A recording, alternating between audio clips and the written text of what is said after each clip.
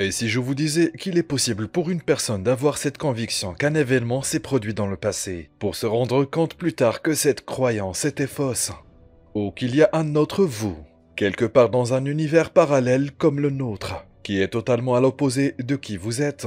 Ce phénomène est connu sous le nom d'effet Mandela, et beaucoup de gens pensent qu'il est le résultat d'une sorte de fusion entre des réalités parallèles. Alors, qu'est-ce que l'effet Mandela ? Tout a commencé avec l'histoire d'un homme connu sous le nom de Nelson Mandela. Nelson Mandela était un révolutionnaire sud-africain anti-apartheid, un dirigeant politique et un philanthrope qui a été emprisonné dans les années 80. C'est là que les choses deviennent intéressantes. En 2010, une écrivaine et chercheuse paranormale, Fiona Broom, s'est rappelée avoir un souvenir clair de la mort de Mandela dans les années 1980, alors qu'il était encore à la tristement célèbre prison de Robben Island. Elle se souvient même avoir regardé les émeutes qui ont suivi aux informations avec beaucoup de détails. La partie étrange était que de nombreuses autres personnes en Afrique du Sud partageaient également son opinion et ses souvenirs. Broom a été citée pour avoir dit ce qui suit. Vous voyez, je pensais que Nelson Mandela était mort en prison. Je pensais m'en souvenir clairement, avec des extraits d'actualité de ses funérailles, du deuil en Afrique du Sud, des émeutes dans les villes, et un sincère discours prononcé par sa veuve. Ensuite, j'ai appris qu'il était encore en vie. Elle a appelé cet étrange phénomène l'effet Mandela. Elle et de nombreuses autres personnes pensent que le phénomène est le résultat d'une distorsion causée par le mouvement entre des réalités parallèles. Il y a eu de nombreuses définitions de cet événement étrange. Les psychologues expliquent l'effet Mandela par la mémoire et les effets sociaux, en particulier la fausse mémoire. Cela implique de rappeler par erreur des événements ou des expériences qui ne se sont pas produits, ou de déformer des souvenirs existants. La fabrication inconsciente de souvenirs fabriqués ou mal interprétés s'appelle la fabulation. Dans la vie de tous les jours, la fabulation est relativement courante, mais la plupart des gens rejettent cette explication psychologique, simplement parce qu'il y a beaucoup trop de gens qui se souviennent exactement de la même chose, avec beaucoup de détails. Ces personnes attribuent ces faux souvenirs à l'existence d'univers multiples, ou d'univers parallèles, et croient que leur conscience a puisé dans ces réalités, qui leur ont laissé les soi-disant faux souvenirs, qui en fait sont de vrais souvenirs, tout simplement pas de cette réalité hors d'un parallèle. À la suite de cela, un site web connu sous le nom de MandelaEffect.com est né. Un site web qui sert d'archive non seulement pour les faux souvenirs, entourant la mort de Mandela, mais aussi pour d'autres, comme les funérailles télévisées populaires du révérend Billy Graham, et les mauvaises orthographes du personnage du dessin animé populaire Looney Tunes. Broom était également connu pour avoir donné d'autres exemples de l'effet Mandela.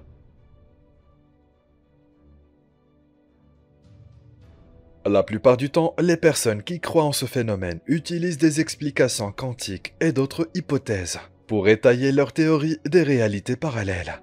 Ils croient fermement que la plupart des faux souvenirs est une preuve concrète de l'existence d'un univers parallèle, qui parfois, à cause de certains événements quantiques, interfère et peut être se confond avec notre propre réalité, laissant beaucoup de gens avec les faux souvenirs de la réalité d'avant.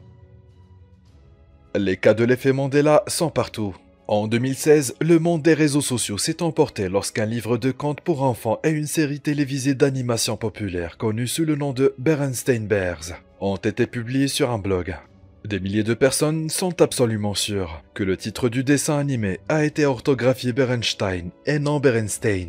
Alors que certains pensaient que c'était le résultat d'une mauvaise orthographe, d'autres pensaient que c'était dû à l'effet Mandela. Ils croient qu'une mémoire collective pointait vers une réalité parallèle, dans laquelle l'animation s'appelle Les ours de Berenstain. D'autres exemples de l'effet Mandela incluent l'émission télévisée Sex and the City, dont beaucoup de gens se souviennent comme Sex in the City. Les téléspectateurs de la populaire sitcom Sex and the City affirment que le nom était autrefois connu sous le nom de Sex in the City. Certaines personnes peuvent jurer qu'il en est ainsi. Voici quelques exemples supplémentaires. Le Pikachu avec une queue noire. Certaines personnes croyaient que la queue de Pikachu avait une pointe noire. Comment des milliers de personnes ont-elles pu avoir une telle croyance? C'est quand même déconcertant. Et à en juger par les dernières photos de la queue de Pikachu, vous verrez que la pointe noire n'est pas présente. Peut-être que dans cette réalité parallèle, les créateurs de Pokémon ont décidé de faire Pikachu sans queue noire. Rich Uncle Pennybags. Les personnes qui croient en l'effet Mandela affirment également que le célèbre homme du Monopoly, également connu sous le nom de Rich Uncle Pennybags, avait un monocle. Il croyait que l'homme du Monopoly en portait un, mais les preuves ont montré que ce n'était pas vrai. Dark Vador. C'est probablement l'un des exemples les plus populaires de l'effet Mandela. Même Fiona Broom en témoigne également. Elle prétend qu'elle se souvient parfaitement de la façon dont Dark Vador a dit à Luke « Luke, je suis ton père ». Mais regardez le film encore et encore, confirme que Dark Vador n'a jamais dit « Luke, je suis ton père ». Ce qu'il a dit était « Non, je suis ton père ». Donc la question est, était-ce juste une ligne de film mal mémorisée ou un phénomène inexpliqué? Qui sait? He told me you killed him. No, I am your father. We Are the Champions by Queen. Beaucoup de ceux qui connaissent la chanson à succès We Are the Champions de Queen se souviennent que les paroles finales étaient No time for losers, cause we are the champions of the world. Bien, devinez quoi? Il n'y a pas de The World. La chanson vient de se terminer et ça rend les gens fous, parce qu'ils sont sûrs à 100% d'avoir entendu le contraire dans le passé.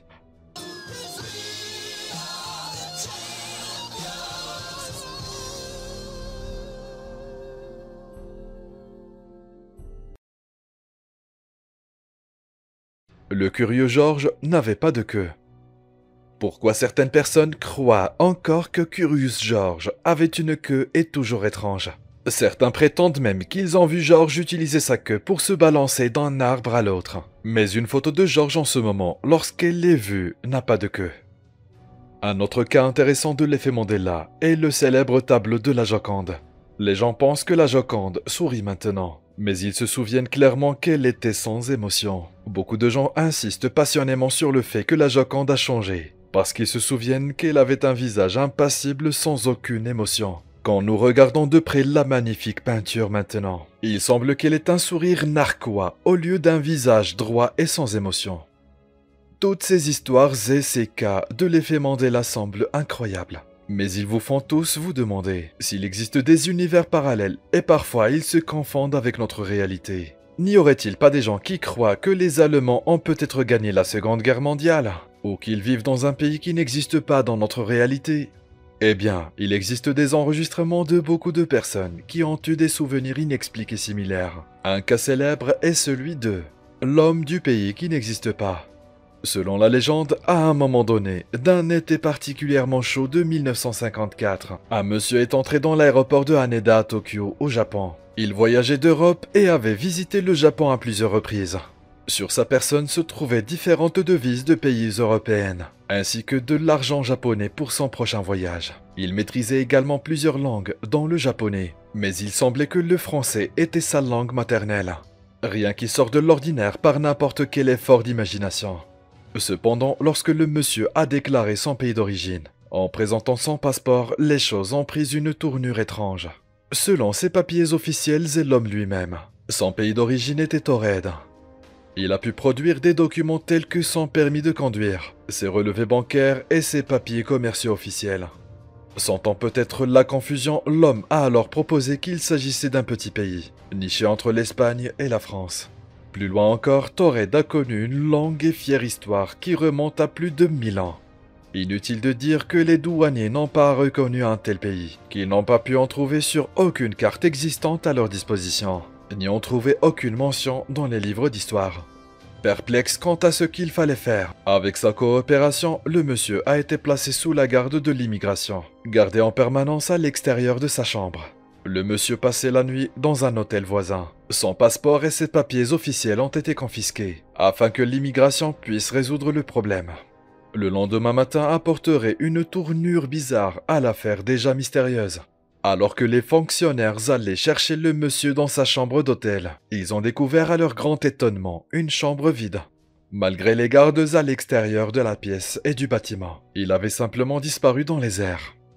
Sa chambre était en hauteur, avec une seule fenêtre. Si l'homme avait tenté de partir par cette route, il serait tout simplement mort, car la fenêtre n'avait ni rebord ni balcon. Plus loin encore, le passeport et les documents officiels manquaient également dans les bureaux d'immigration. En tout cas, les documents n'avaient donné aucun résultat. Les agents d'immigration appelaient un numéro de téléphone sur ces papiers d'affaires. Selon les rapports, le nombre n'existait pas. Comment est-il possible que des milliers de personnes se souviennent de tant de choses avec des détails clairs, juste pour découvrir qu'elles sont complètement différentes de ce dont elles se souvenaient? Comment est-il possible que des gens émergent, déclarant vivre dans un pays qui n'a jamais existé dans notre réalité?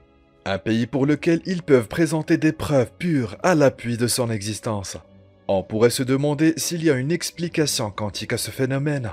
Peut-être y a-t-il un événement quantique déverrouillant une sorte de portail qui permette à des dimensions parallèles de se déplacer et de fusionner les unes avec les autres. Selon certaines personnes, il existe différents portails vers ces réalités parallèles, et une découverte récente faite par certains scientifiques de la première preuve possible d'univers parallèle pourrait bien tout changer. L'étude menée par un groupe d'astronomes britanniques montre les endroits inexplicables du cosmos qui pourraient offrir la toute première preuve que nous vivons tous dans le multivers. La théorie elle-même a soulevé un tas de questions, comme « Y a-t-il un autre toi et moi là-bas ? Un autre toi sur une autre planète, vivant une autre vie? Existe-t-il une autre version des événements dans un autre monde ?» La théorie du multivers propose qu'il existe une quantité infinie d'univers, et cela inclut notre propre planète. Mais ce n'est qu'une des nombreuses théories qui tendent à prouver la possibilité de l'existence d'un multivers. Une autre théorie qui tend à prouver cette théorie d'un multivers est l'univers infini. On ne sait pas quelle est la forme de l'espace-temps. Mais une théorie particulière tente à montrer que l'univers est plat et infini, ce qui signifie que l'univers continue pour toujours. Les partisans de cette théorie disent qu'il est possible que l'univers commence à se répéter, du fait que les particules peuvent être placées de plusieurs manières, créant une série d'univers et de dimensions parallèles. Une autre théorie intéressante est la théorie mathématique des univers. Le fondement de cette théorie est le fait que notre réalité physique externe est entièrement constituée d'équations mathématiques. Cela conduit les gens à croire que l'univers physique est mathématique dans un sens bien défini, et dans ces mondes suffisamment complexes pour contenir des sous-structures conscientes de soi. Ils se percevront subjectivement comme existant dans un monde physiquement réel. L'hypothèse suggère que des mondes correspondant à différents ensembles de conditions initiales, de constantes physiques ou d'équations totalement différentes peuvent être considérées comme également réelles. La structure de cette théorie peut changer, mais cela dépendra de l'univers dans lequel vous vous trouvez. Max Tegmark du Massachusetts Institute of Technology a été cité une fois en disant ce qui suit. Une structure mathématique est quelque chose que vous pouvez décrire d'une manière totalement indépendante du bagage humain. La théorie la plus connue est la théorie de l'univers parallèle, conçue par un homme du nom de Hugh Everett III, un jeune doctorant de l'université de Princeton qui, en 1954, a eu l'idée qu'il y avait et qu'il existe une forte probabilité d'existence d'univers parallèles, ceux qui ressemblent exactement aux nôtres. Il a affirmé qu'au sein de ces univers parallèles, nos guerres ont eu des résultats différents de ceux que nous connaissons. Cette théorie pourrait nous donner une explication à la mystérieuse occurrence de l'effet Mandela. Se pourrait-il que ceux qui croyaient que Mandela soit mort en prison aient, d'une manière ou d'une autre, déplacé leur conscience dans l'un de ces univers et dimensions parallèles, mais aient ensuite été ramenés dans le nôtre? Cela pourrait expliquer tous leurs faux souvenirs, qui n'étaient peut-être pas faux, mais qui étaient vrais, tout simplement pas dans cet univers parallèle. On pourrait vouloir douter de la crédibilité de ces théories, mais ce qui semble étrange ici, c'est pourquoi M. Hugh Everett voudrait-il risquer son avenir sur une erreur? Risquer sa propre carrière future en posant une théorie sur les univers parallèles?